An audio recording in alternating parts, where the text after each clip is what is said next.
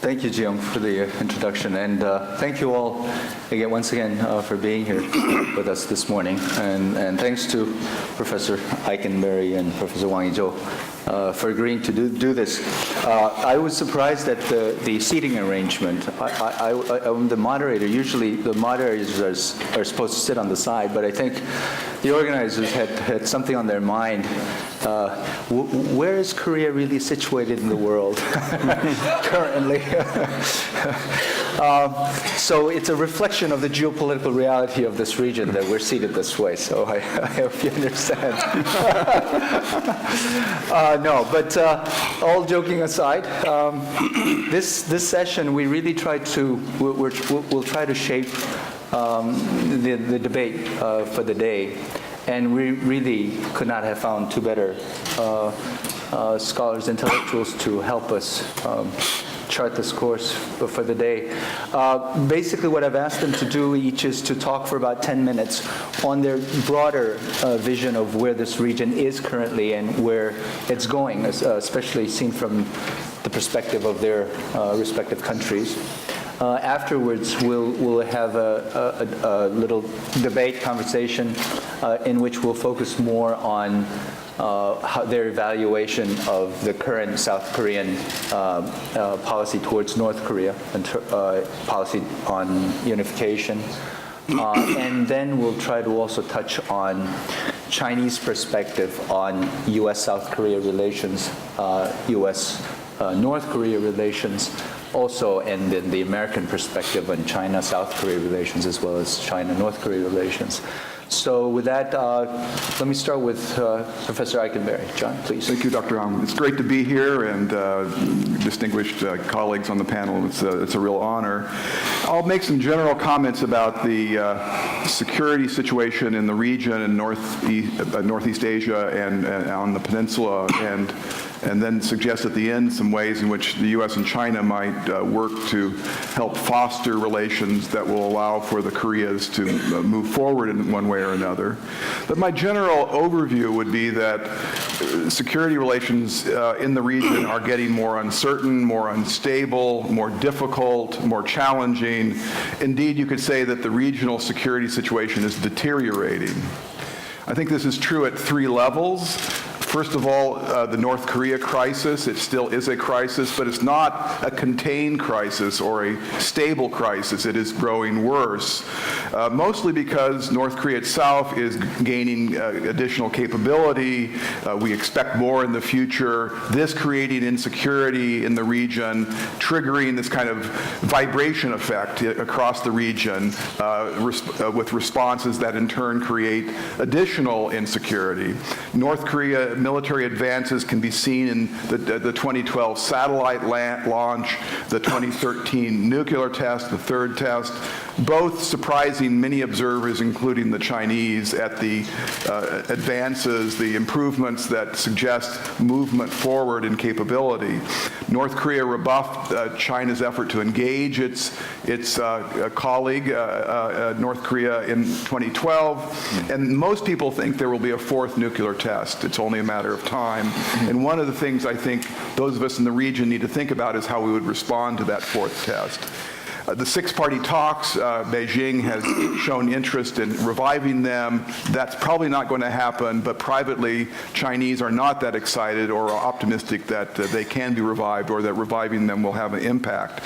Overall, I would argue that what we look back over the last years, we see that there doesn't seem to be a package of incentives, pressures, opportunities, reassurances that would lead North Korea to move off its position now.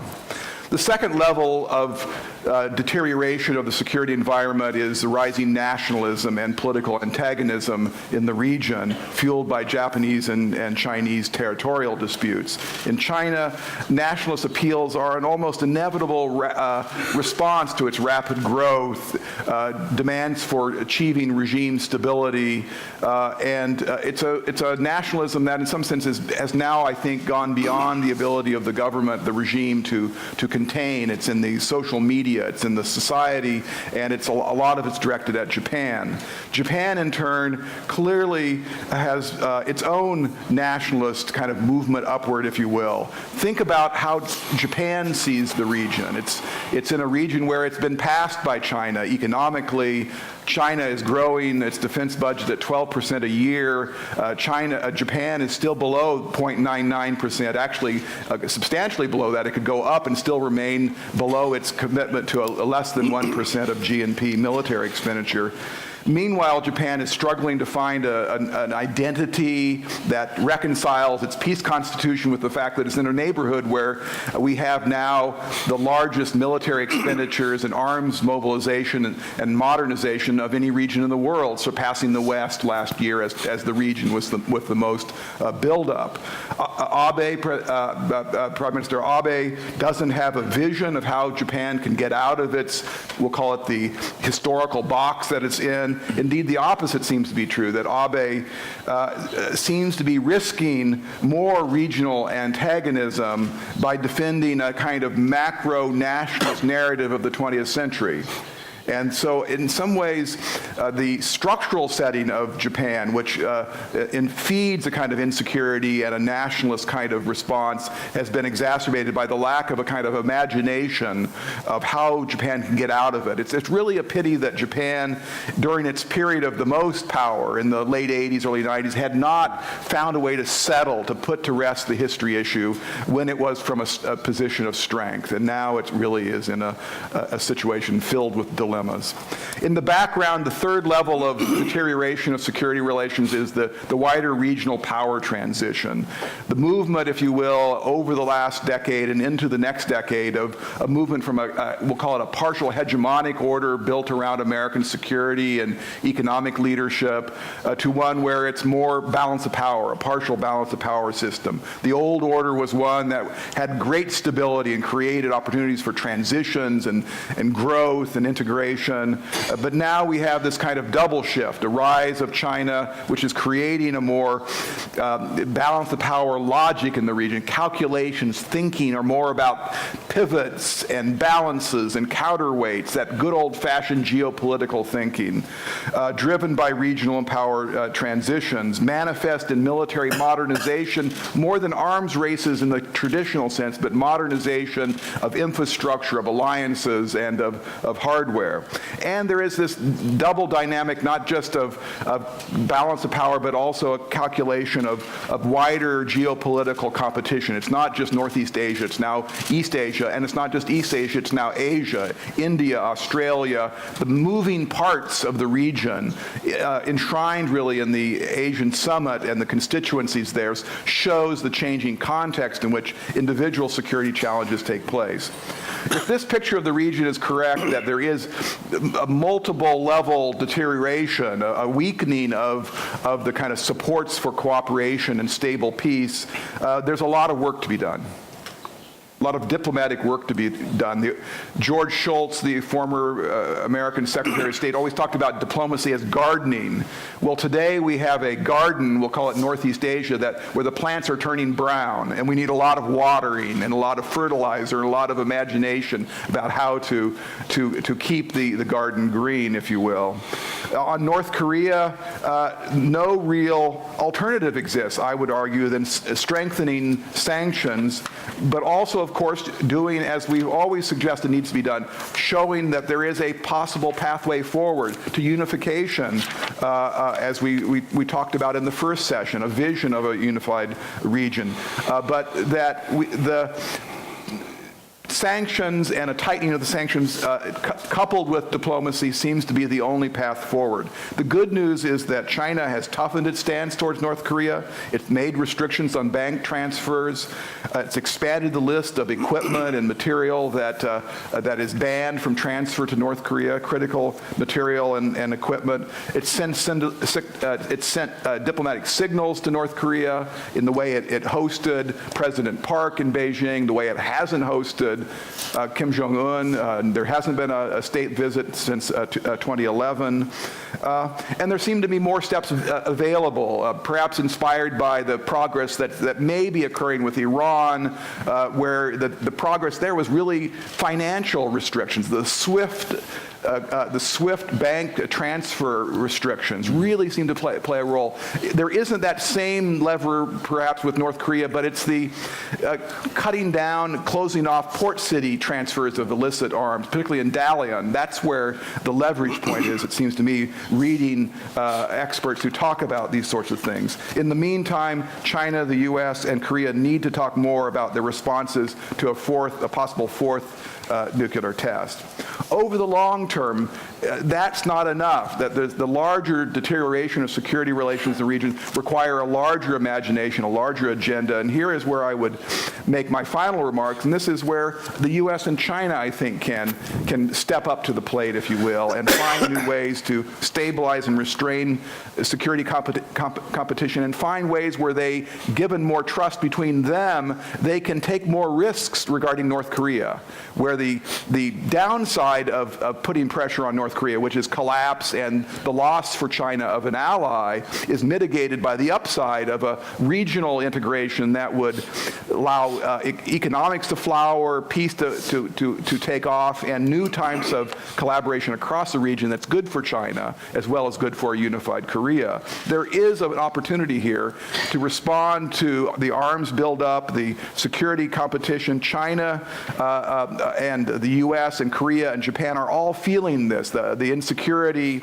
each trying to become more capable, triggering responses on the other side that create these security dilemmas. So what we need to do is be asking questions.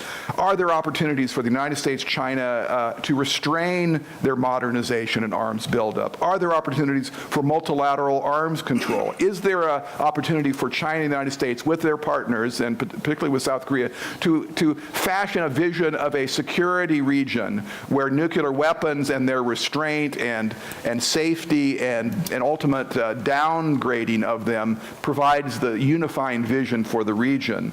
One area where China and the United States have almost quietly come together, it seems to me, over the last decade, partly fed by China's maturation as a nuclear power and deciding that it wants to play a role in these various regime cooperative efforts. This is where the opening wedge is. China and the United States are in two bodies that are very important. One is the evolving nuclear safety summit, hosted first in Washington, then in Seoul. The next meeting is next year in the Netherlands. China's very active in this, and this is talking about safety, about security, about how you secure and provide protocols for various kinds of nuclear material, and it can grow outward for talking about how you deal with countries like North Korea that at some moment we are going to have to deal with trying to disassemble and take down that capability, hopefully together, the U.S., China, and South Korea. Both are also in another body called the P5 process, initiated in 2009 by the British. This is really the NPT leadership group, where this group of P5, the nuclear powers, have been talking among themselves about how they, as responsible members, hold up their part of the NPT bargain. And this is where, again, there's talk about transparency, about verification, and China is compiling a glossary of nuclear terms. We're kind of trying to develop a vocabulary for identifying what we have and what their thresholds are. And this is basic building block of cooperation. So my point is that there is an opportunity for the U.S. and China to build on their joint activities in nuclear safety and nonproliferation, to become insiders not just at the global level in the nuclear regime, but to try to envisage a regional regime. Small steps, and this is where I would conclude: greater transparency of capabilities, declare historical historical and current stockpiles, approve the CTBT treaty, which both the U.S. and China could, in fact, approve. Both have supported it.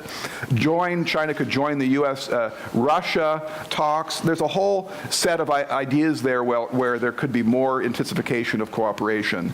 And then finally, a shared vision that perhaps at the end of this process, China, South Korea, the United States, Japan could articulate for the wider region that deals with problems of extended deterrence, with missile defense, and with disarmament and moderation of arms. So finally, U.S. and China and South Korea need to talk more about contingencies in the region, about what would happen if there is a North Korea regime that goes into crisis. How would China, the U.S., and South Korea respond? What can we agree upon now to avoid miscalculation? And over the long term, the more security cooperation we have now, and the more we have an embryonic vision of not just a nuclear regional regime, but arms control more generally, we will be reducing the risks of miscalculation and creating incentives to take risks in regard to pressuring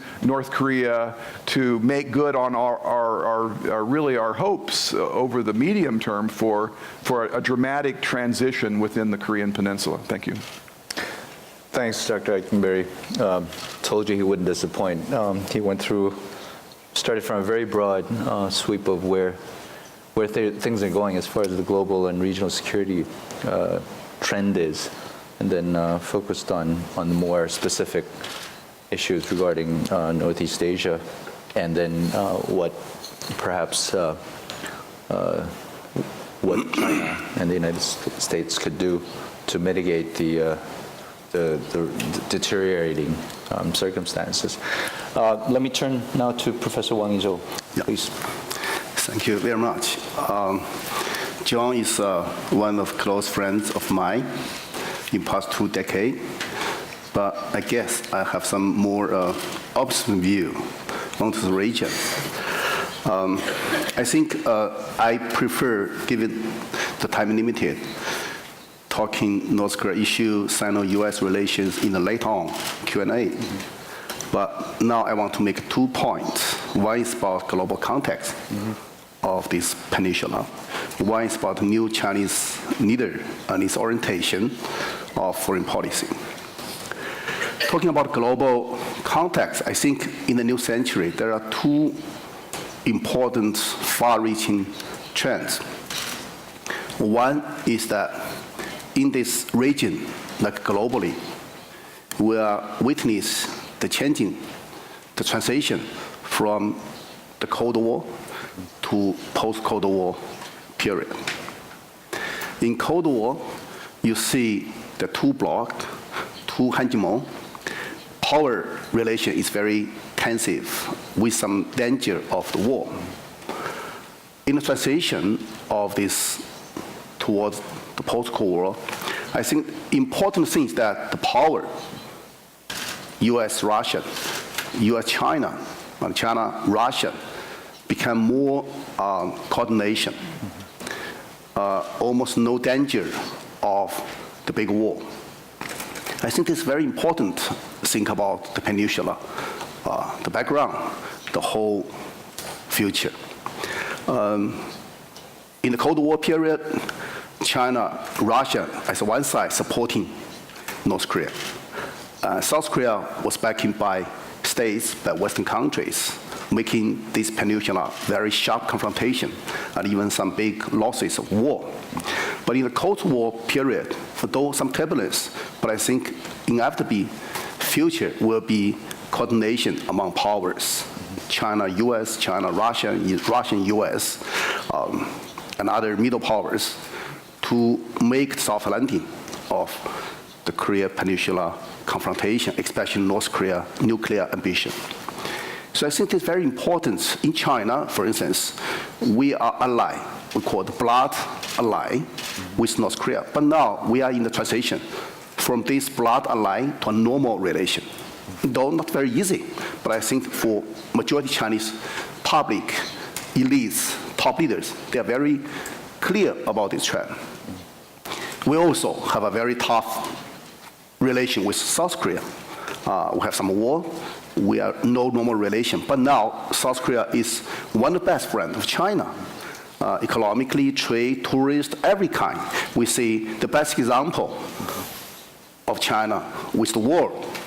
See China-South Korea relation. Though we have different ideology, social system, political institutions.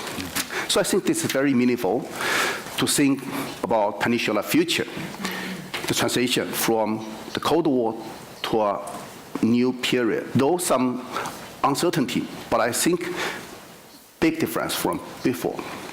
Another changing is from economic point of view. The world economy witnessed the rise of East Asia. To see the traditional booming area from Anglo-Saxon area, Europe, States, now we see the East Asia become very bright, promising zone. You see, before the middle of last century, Japan is the only one of this region as an advanced economy. And then in later of last century, South Korea became the star of the world economy. Very great achievements of your country got. And now in the new century, we all talking about China's rising. So together, this region, Japan, South Korea, and China, became very fast growing. Now, compare half centuries ago, when the region is very, very marginalized of world economy, very, very shrinking of the world power, but now became very promising, very influential, even occupied 1/4 of the world GDP. According to Xi Jinping's judgment, in the 2020, China's GDP will double. We occupy almost 1/5 of the world economy. Together with Japan and South Korea, I think more than 1/3 of the world sum of the GDP will produce in this region. So this is very encouraging for our region. For leaders, they have to think how to keep sustainable of this development, this prosperous, this very promising. So I think this is very important, two trends in the new century. Now, we all know that in South Korea and China, we see the new faces of new leadership. In my country, there's special calling. We say Xi Jinping and Premier Li Keqiang as the first generation of top leader after 1949 Chinese PRC. There's a new leader. We call this new leader is a less historical burden, but a more global ambitions. Whatever you call Chinese dream, or new harmonious world, or Chinese conducting code in regional architecture building. So for these leaders, I think they think how to stabilize not only our own economy continue, but also our laboring area. Say, we are trying to conducting six-party talks on North Korea nuclear issues. We are now, with Russia's cooperation, build up Shanghai Cooperation Organization in Central Asia. We signed the peace treaty with ASEAN as a whole. So I think in the future, the leaders, as a new Minister Wang Yi of Foreign Ministry said, how to supply more public goods, security public goods, economic public goods, financial public goods, stabilize our neighboring countries. This is very focused for new leaders. In recent months, we see the top leaders got a special conferences about neighboring area. I think in the future, when we're talking about Peninsula, it's very important in our thinking how China can supply more tools, more platforms, more arrangements initiated by China, cooperate with United States, with South Korea, with other countries, also North Korea, also Russia and Japan, and even Mongolia, to procedure denuclearization of Peninsula, especially the economic booming cooperation. Also, I think this is very important. I think during the process, China wants to keep good relations with the United States. We know that in past decades, China's own booming, China's own peace is coming from this good relation with states. We think in coming decades, it will continue the case. With the cooperation, with understanding of the United States, not very easy, given China's rising, not very so easy, but I think that's our hope. We will continue this sustainable health cooperation with states. It's very precondition to have coherence in the peninsula. And also, I think China-South Korea's relation also very, very special. As I said, we see this relation as very unique. Different social system, different political arrangements, different economic institution, but we are very good partner, economic, trade, tourist, everything. So this relation, how to play larger role even in the future to engage North Korea, to let North Korea's nuclear ambitions be shrinking, be dismissal.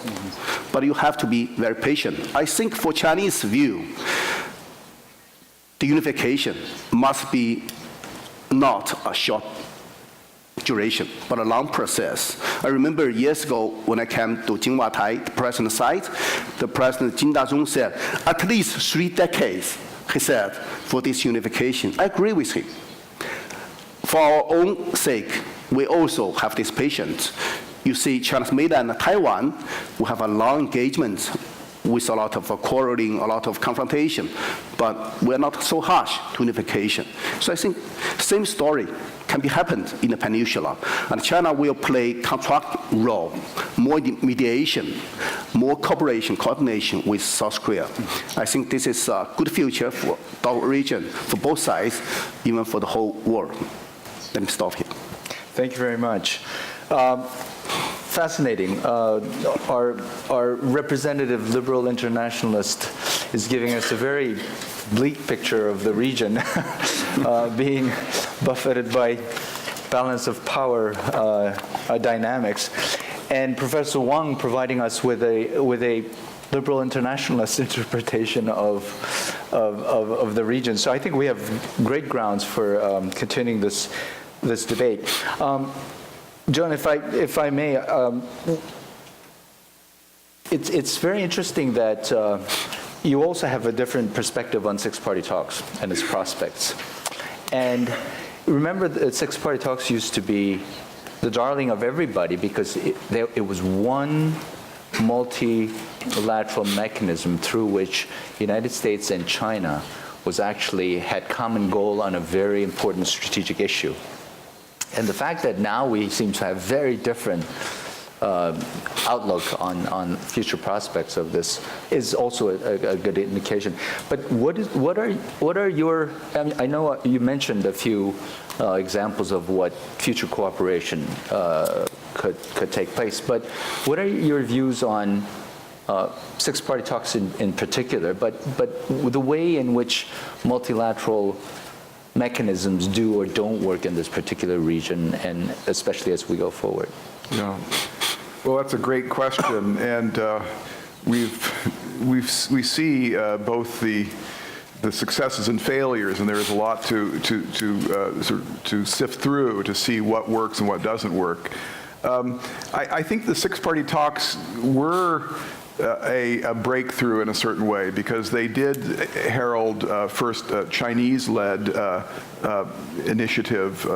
They were hosted by China, an attempt to speak to North Korea with a common voice, to leverage pressure through that cooperation, but also to suggest that there would be responses to North Korea if it in fact moved in the direction that we all wanted it to.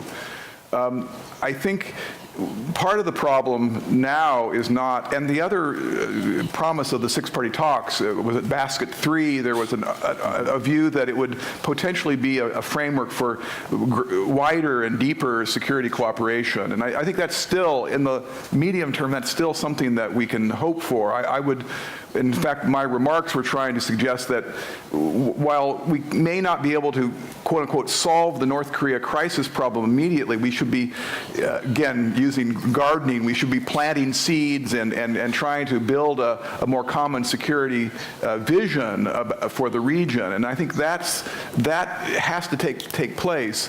The specific problem with the six-party talks now is that there needs to be some signal by North Korea that they're serious about using it for the purposes it was created, and there doesn't seem to be that serious signal that there is a reaffirmation of the 2005 agreement, and until that comes about, there's skepticism that it can do much. And in fact, the downside is that by holding the talks under conditions that North Korea would specify as being treated as an established nuclear power, it's in the Constitution now, you are adding to a kind of narrative that North Korea wants. But that being said, one final thing about six-party talks. While I am very much of the view that we need to continue to put pressure on North Korea, we need to also, part of the way sanctions work is that you have to be able to be credible that if the target state responds, that there will be a better life on the other side of that. In other words, it can't simply be credibility that the sanctions will continue. It's also credibility that the sanctions, once the response is of the sort you want, there will be restraint, there will be reassurances, and so forth. So that can be conveyed and may need to be conveyed bilaterally between Washington and Pyongyang. So talking outside of the framework, those kind of signals, it seems to be very much appropriate. But I guess my bottom line is that while we wait for whatever outcomes will occur in North Korea that get us closer to negotiations, we should be planting the seeds of security cooperation. It might be not simply on six-party talks directed at North Korea, but this wider set of issues in the region. Okay.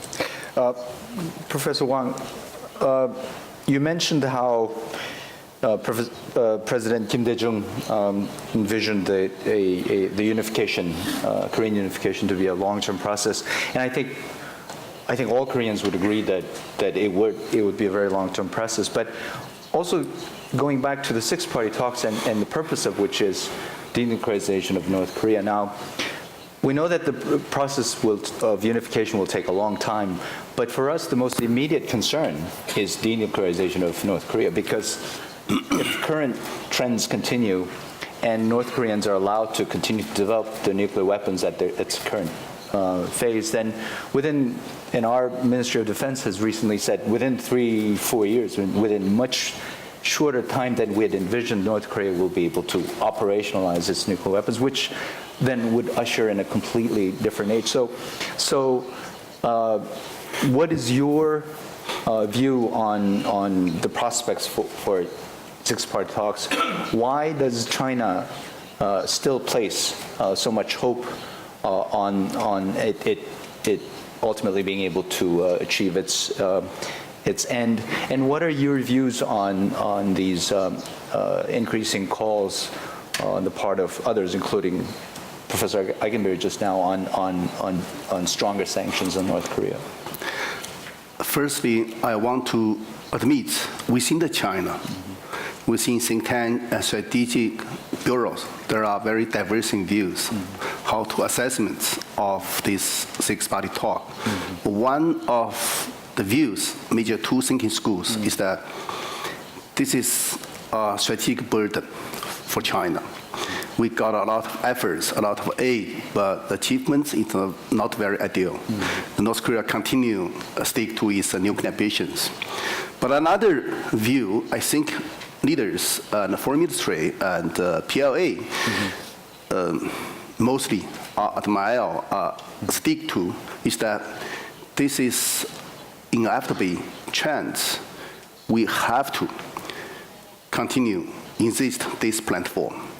The reason is very simple, that China want to be more responsible, more conducting in this region's architecture of the security building. And North Korea don't want to go to Washington, D.C., go to Japan, go to Moscow or Seoul to join the party talk. So Beijing is very right place, whatever you call 6-party talk, 5 or 2, but this is the right place. China can and should continue this position as a host. And I want to say that though a lot of uneasy matters, but China do a very best. We have a lot of stories within China, not only the economic aids, fuel, food, but also we have some cooperation with states in UN Security Council to have a special solution about Korea and North Korea, and some parliament special warning, and we also have some very open engagements with South Korea, with Japan, with Russia. Almost every high summit talk between China and these neighboring area countries, there must be one focus about North Korea nuclear ambition. But for China, one thing is very important as bottom line.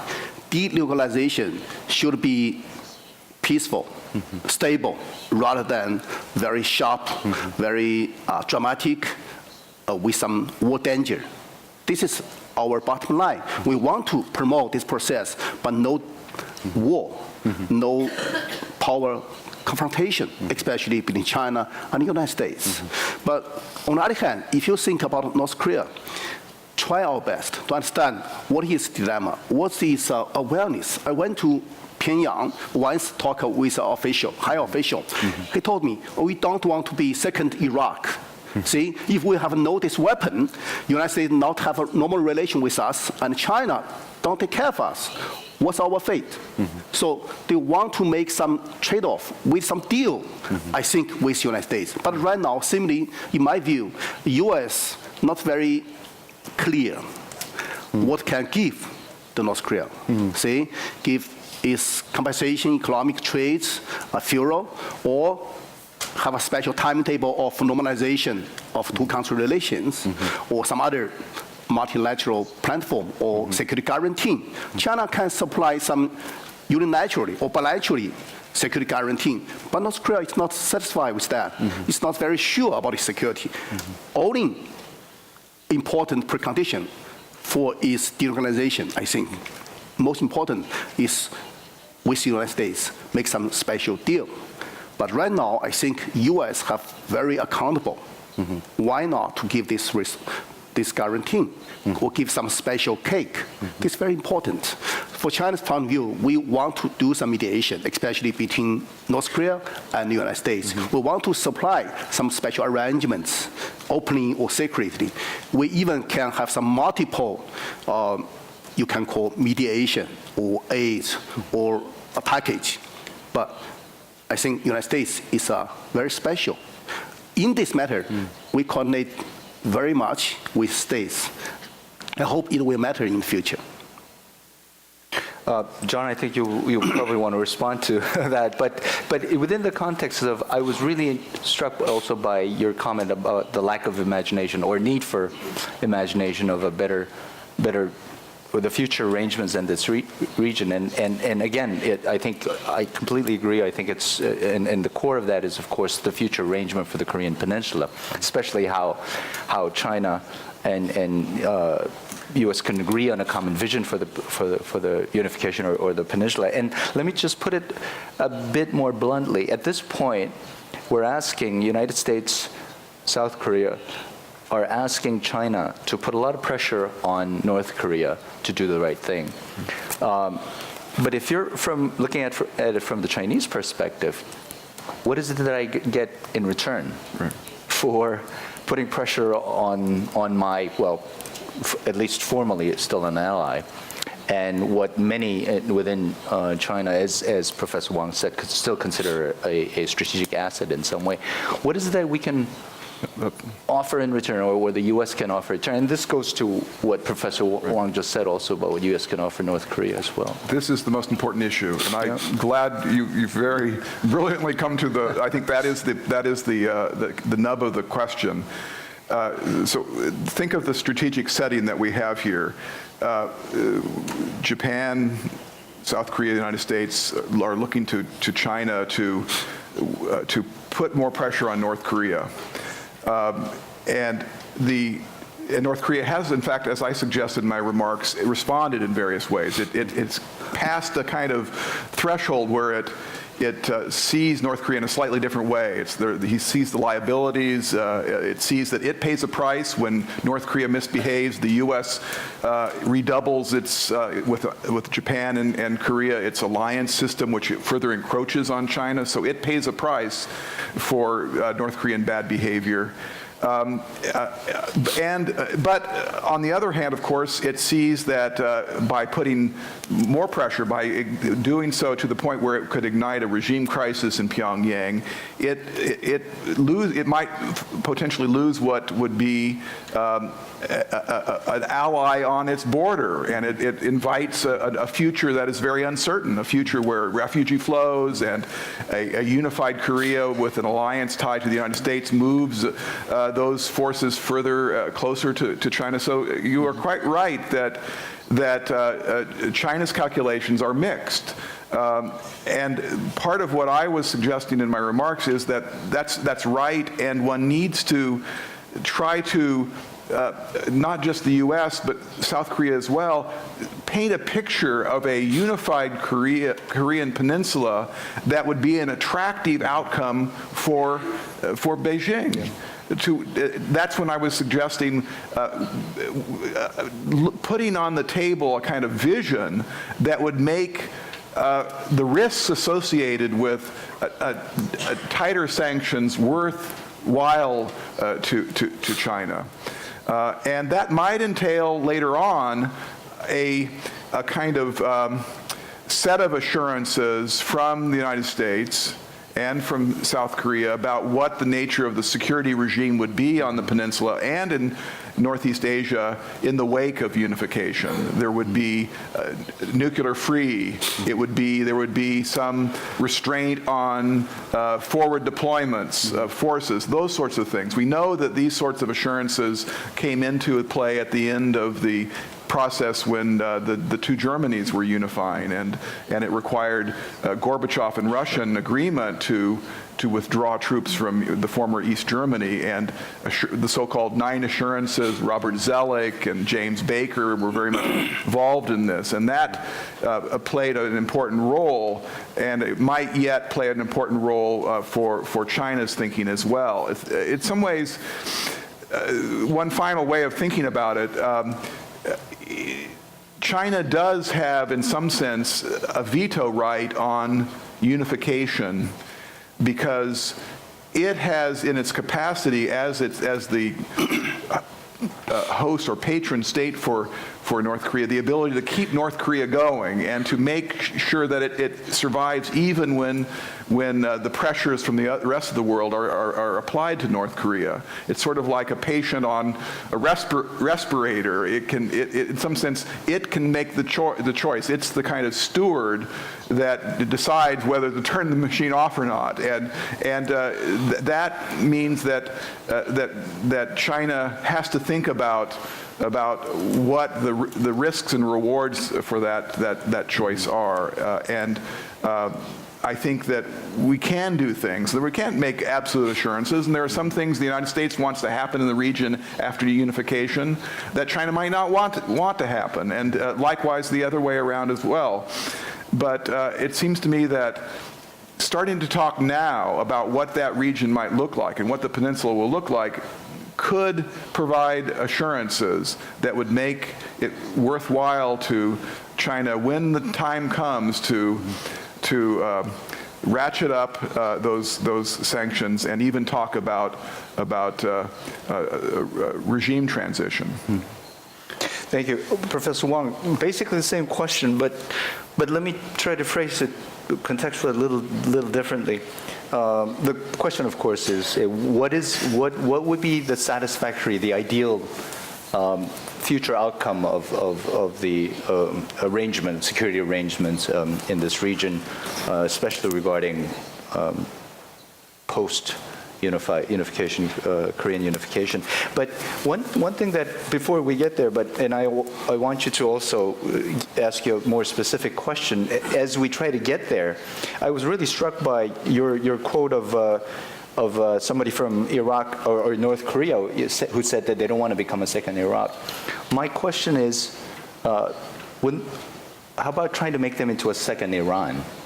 That is, Iran is now, as you mentioned, John, they're coming around, and at least all indications are we may even be on the verge of a breakthrough, although the first negotiation failed to produce the kind of result that we expected. But what I'm saying is that from our perspective, and this is something also John mentioned about sanctions, what brought Iran to the negotiation tables? And what we do, for instance, at ASEAN, we're about to publish this comparative study of UN and international sanctions against Iran on the one hand and against North Korea.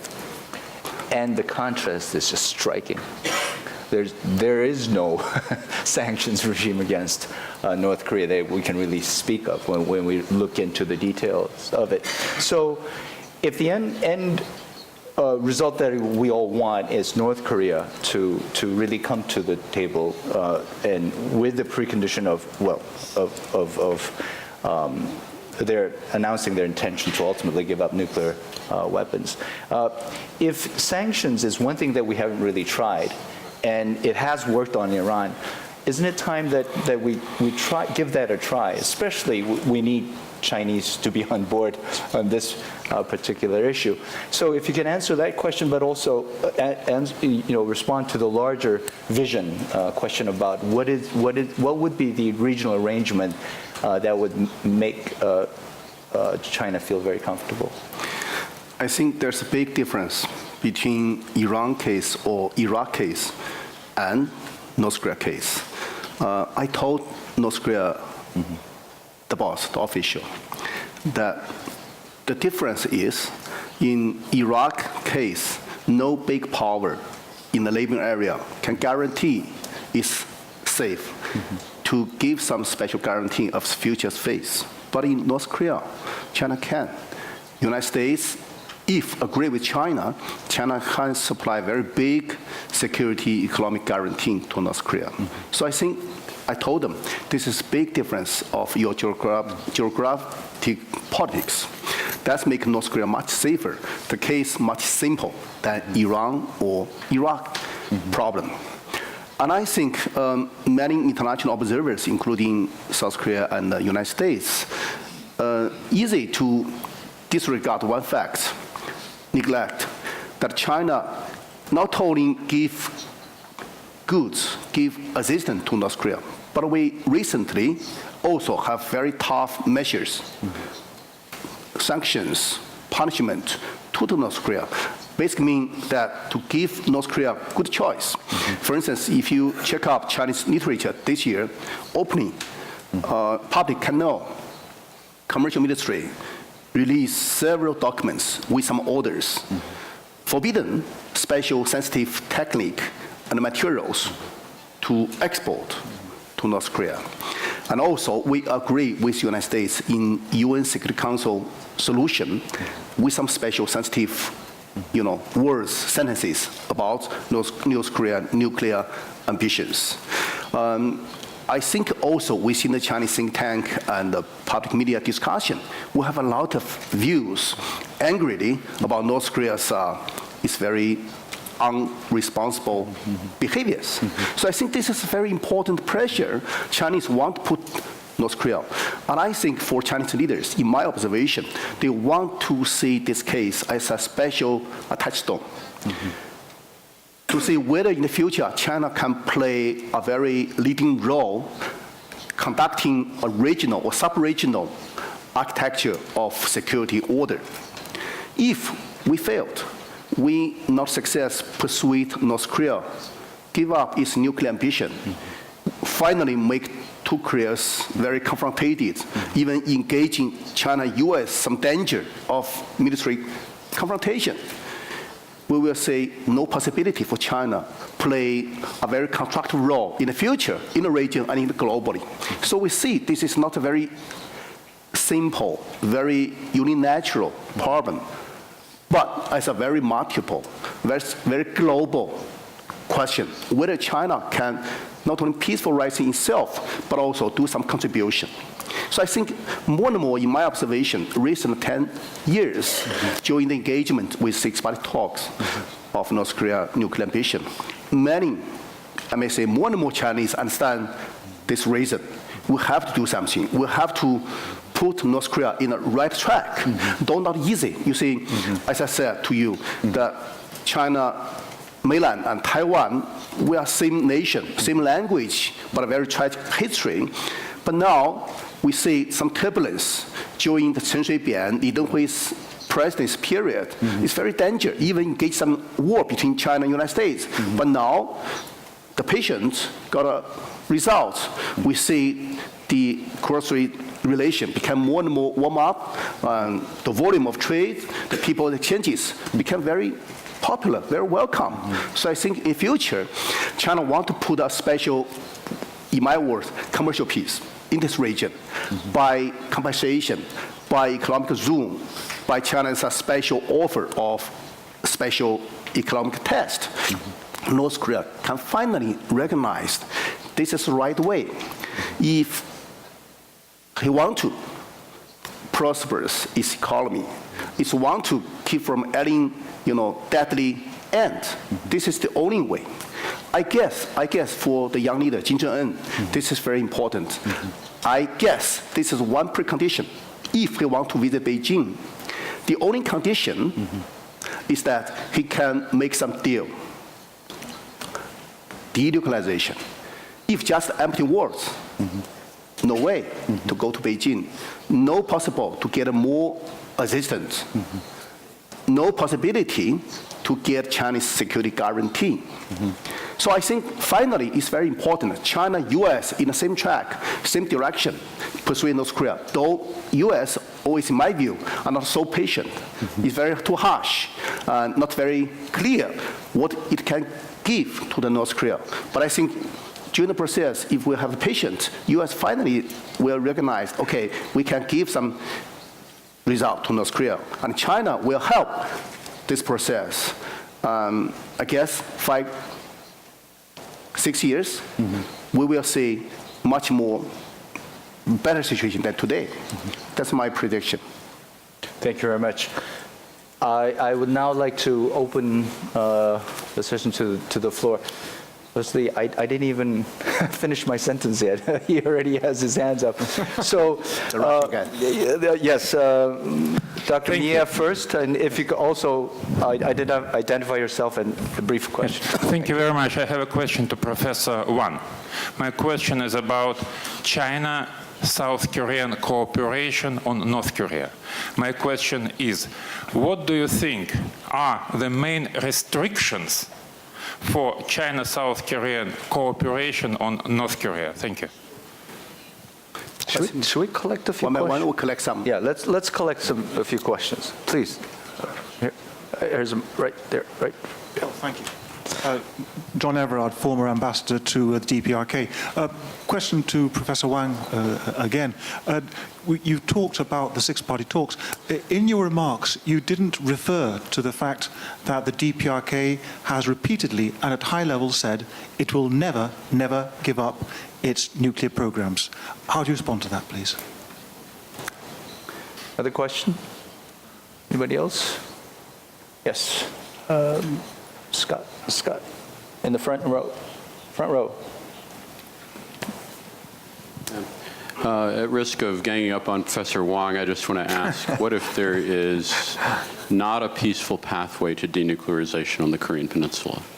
How would China handle that if it becomes clear that it's not possible to achieve denuclearization through a peaceful process? Well, let's start with those three, and John, feel free to. Okay.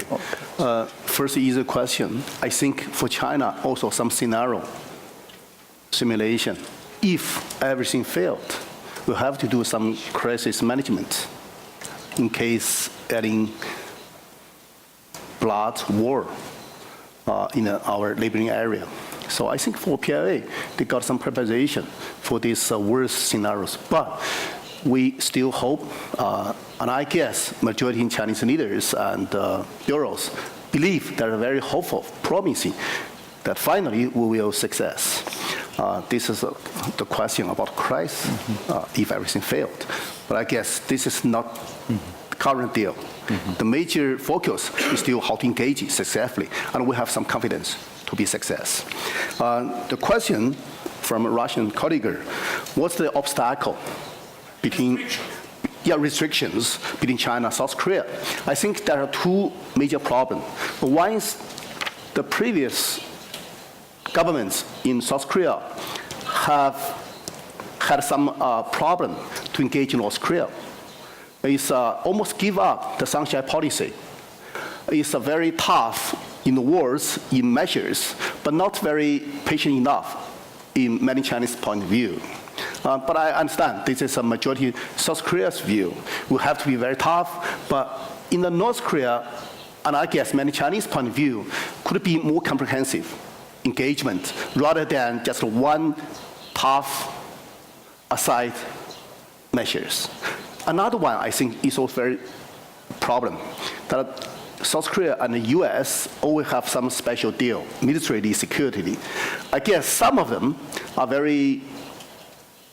not very comfortable to China. Some exchange of information, some special military exercises and trainings, you can say it could be the punishment or special arrangement to North Korea. But we also say it could be some danger for China too. So we just don't know. I read some Chinese media. Many Chinese just don't understand why so many very, very big size military exercises in the Yellow Sea, in our neighboring area. Even when North Korea release some information, want to dialogue with South Korea, but still you see so heavily military exercises and with a very high advantage than North Korea. We see not very necessary.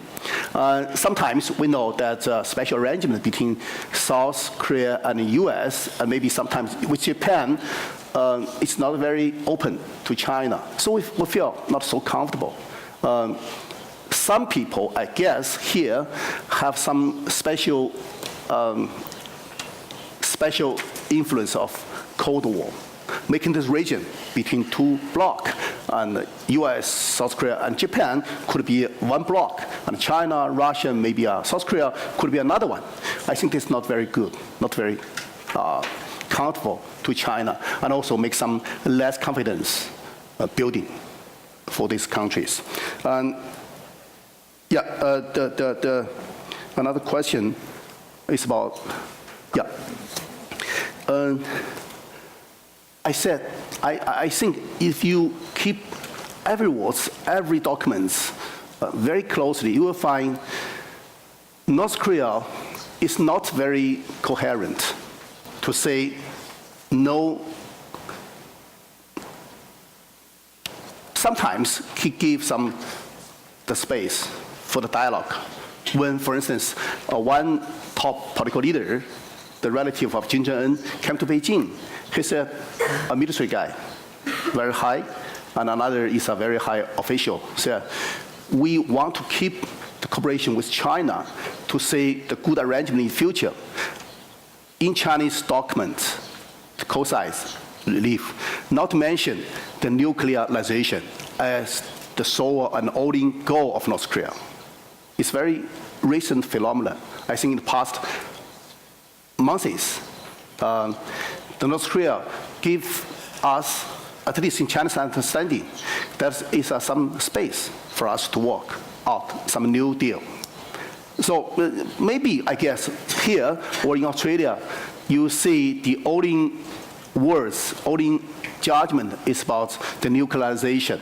That's a nation's goal. But in China, we say that's not necessarily the only goal. That's not very stick to the coherent commitments. It gives some, some room. Especially recent two cases. One is the very high general of North Korea army came to Beijing. Another one is the a very high North Korea party official, the relative of Kim Jong-un, came to Beijing. Both of them not say the words you just said, but rather give the audience, give the readers some hope and some room for China, for other countries to work out a new arrangement. Okay. John, did you want to say? No. Okay. Others? Any other questions? Yes, Ambassador Togo. I have Togo from Japan. I have this question to John, but maybe the other Korean Chinese scholars might respond too. In my view, the key issue on North Korea is regime preservation, the preservation of the Kim dynasty. And in order to understand the importance of this issue, I think it is useful to go back to the history and how the United States ended the war with Japan. When ending the war, in the Japanese leadership, the preservation of the imperial system was so important. It was not only shared by the Japanese militaries, but shared by everybody in Japan, that if the imperial system will be destroyed, we are prepared to die. This is very difficult for us to understand. But I think North Korea is a regime which has preserved this mentality. And so we have, I think all of us have to be very careful that this is a very, very risky terrain for them. And from the point of view of North Koreans, who gives this guarantee of regime preservation? It is not China. It is not South Korea, it is not China, it is the United States. So if we want to do something about the nuclear weapons in North Korea, the only way, I think, is that the United States will give certain guarantee of regime preservation and sort of come to a deal with North Korean leaders. I'm saying something which is against the policy of my government, because our government is against but to me, this is the only reality. Yeah, I think Should we take a couple Ambassador of... Togo, that's a great question. Yeah. Are there other questions? To John especially? No? Why don't you answer? It's a great question, and it is an insight that I think we sometimes forget. In the case of Japan, there's a tragedy attached to it because after Potsdam, there was a failure to signal coherently to the emperor and to the war cabinet that a unconditional surrender would be unconditional surrender for the military, and there would be the right of the Japanese people to keep their regime, and that was a symbolic way of saying the emperor and the imperial system could survive, and that was there was a failure to communicate that, James Byrne, the Secretary of State. So there is a story there that's very important, and it drove history. And so you're suggesting we not forget about it in case of North Korea. And I think you're right. And that's, in some sense, it's the paradox of our discussion here. The vision of a unified Korea is what we are thinking about, trying to see how you get from A to B to C to E, but in fact, the next step in reducing the nuclear threat on the peninsula is one where North Korea will need to act with some sense that it's doing so to preserve its regime and the Kim dynasty. So in some sense, and I'm comfortable with that logic in that we need to array our incentives and sanctions and pressures so that Pyongyang makes the calculation that survival entails giving up its nuclear weapons. And so, in some sense, the bargain needs to be conveyed to North Korea that your ability to survive as a regime hinges on a phased process where you do things, which is to say disassemble your nuclear capacity, and we do things. We open up to you, we provide aid, and we allow you to survive as a new kind of regime, still the Kim dynasty, but one that has trade and development and looks more like the model of development that Beijing has been trying over and over again to convey to Pyongyang in all those visits by Kim Jong-il, and when he was always taken, as we know, to industrial sites to show what a kind of Chinese model of development that would be like for North Korea. So in some sense, yes. In some sense, we have to put aside a direct move to unification to put in place incentives and opportunities for North Korea to act in its own, for its own survival. And people do kid that we could convey a sense that, the British made their transition, a constitutional monarchy. You got regime change, but you kept the dynasty. If there was some way to convey that transition is not going to be a death or extinction of the actual dynasty, but we're not near that kind of point. We really are trying to continue to in some sense make the existential questions of survival more vivid and real to North Korea, and that I think means a much more aggressive sanctions regime. Well, Professor, I think regime changing is not a good choice from China's point of view. About the blood relation in the family, I also believe it's not the only standard to judge whether change could be happened. Yes, you see, in the world governments, there are some bad examples in Egypt, in Libya, in Iraq. The family's relation in the political regime always similar. But still, we think there are big differences in the world. Say, in Cuba, the Castro brothers have a big changes, right? In Asia, especially, there are so dramatic changes. In Singapore, the Senior Minister Lee Kuan Yew and his son, current premier, have a big changes to governance the country. In our island, Taiwan, you see the Jiang Jingguo, big changes from his father, totally political atmosphere changes. May I dare to say, in this country, South Korea, current female leader, your president is so welcome, so democratic, so charming, but very big difference from his father, right? In China, too, we say Deng Xiaoping is a very comrade of Chairman Mao and a long march, the guy. But finally, he chose another totally different direction of Chairman Mao, reform and opening up. So I think it's very important, not only in the country itself, but also to see the environment, the international and global trends. The conducting code is also very very matter.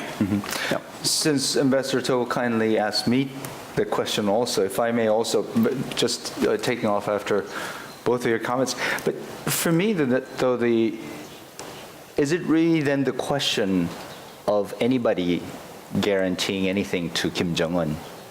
Or isn't it really a matter of Kim Jong-un coming to a clear vision of a clear strategy of his own regime survival? And he has to have that first, and then be able to ask others assurances, cooperation, etc. I'm not sure whether he actually has a vision for his own regime survival at this point, because I just can't see what that could possibly be, right? And the only thing that I could see at this point is him hanging on to nuclear weapons. And because no matter, and you talk to all the participants of all the previous six-party talks and other negotiators that engaged North Korea, especially from the U.S. side, they say that they've provided all possible kinds of incredible packages to North Korea, but it still didn't work. I think ultimately the issue is how do they envision themselves getting out of this, out of their current conundrum without nuclear weapons? I'm not even sure whether they have a long-term vision of what they do with the nuclear weapons, but for the lack of a better alternative, it seems to me that that's what they're holding on to. So again, Professor Wang mentioned all these visionary leaders who came from very different backgrounds, but it ended up completely transforming their country. It was their own vision.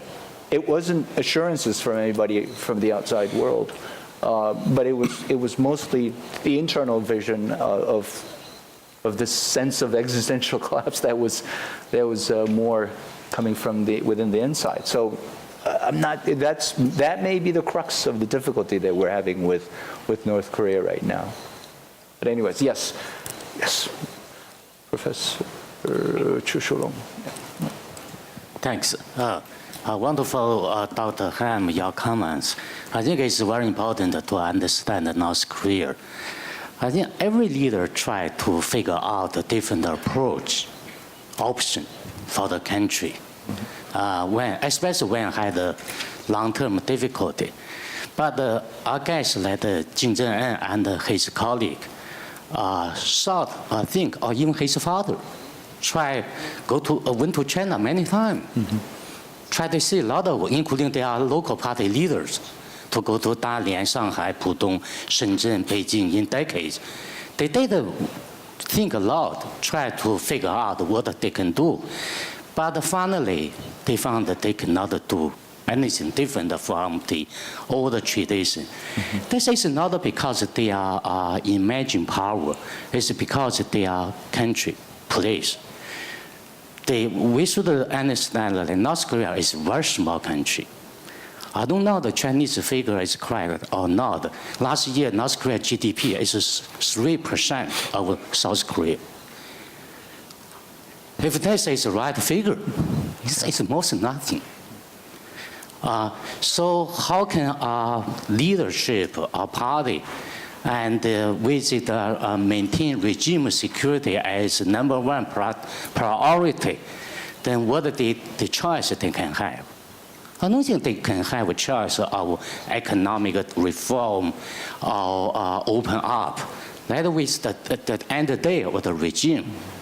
They know they do not have a capacity to competing with South Korea or anybody in Asia. So they have to maintain their military force. They have to depend on nuclear weapons for their long-term survival. They do not have other option. When Deng Xiaoping China launched reform 35 years ago, we Chinese, we never fear Taiwan or Hong Kong. Even they are developed, they are so small. How can they compete with us or absorb us? It's not a possibility. But North Korea does not have any kind of confidence to reform, to openness, to change. So there's no other option but to continue to develop our military, our nuclear weapons for their priority of regime security. So that's what I think to follow your idea. Thank you. Thank you. One last question, although the sign did go up saying please end. Well, I guess we answered all the questions and settled the future of the region. Well, thank you so much for this conversation, which I thought, if I may say so myself, was very, very fruitful and productive. And thank you all for engaging us as well. Please join me in thanking the two panelists.